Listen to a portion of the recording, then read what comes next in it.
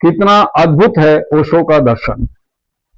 ओशो का व्यक्तित्व विवादित भी कम नहीं रहा। ओशो कहा करते थे कि इस धरती का सबसे बड़ा झूठ है भगवान। भगवान वही जिसे मनुष्य ने रचा।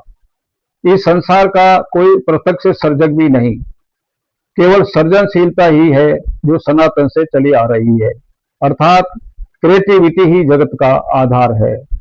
ओशो ने कर्म सिद्धांत को भी सिरे से खारिज कर दिया था। इस अव्यवहारिक एवं काल्पनिक कर्म सिद्धांत के कारण ही हम भाग्यवादी हो गए और दुनिया की दौड़ में काफी पिछड़ गए। स्वर्ग और नरक कोई भौगोलिक परिस्थितियां नहीं, ये तो मनुष्य की मन स्थितियां हैं। ओशो ने धर्म को भी नए सिरे से परिभाषित कर दिया। अगर मैं कहता हूं कि मेरा धर्म बड़ा है, मेरी जाति बड़ी है, मेरे संस्कार बड़े हैं, मेरी संस्कृति बड़ी है, इन सब के पीछे केवल एक ही भाव है कि मैं बड़ा हूं। जो धर्म व्यक्ति को उदास रहना सिखाए वो धर्म कैसे हो सकता है? धर्म तो वही जो सदैव हंसता गाता रहे, किसी को उदास ना रहने दे। ये धर्म, ये जाति सब अहंकार पर ही टिके हैं। अहंकार को हटा कर तो देखें, फिर कोई दुविधा ही नहीं बचती। पैदा होते ही बच्चे के साथ उसकी जाति चिपका दी जाती है, फिर जिंदगी भर वह उसी में बंद कर रह जाता है, तभी मनुष्य नहीं बन पाता।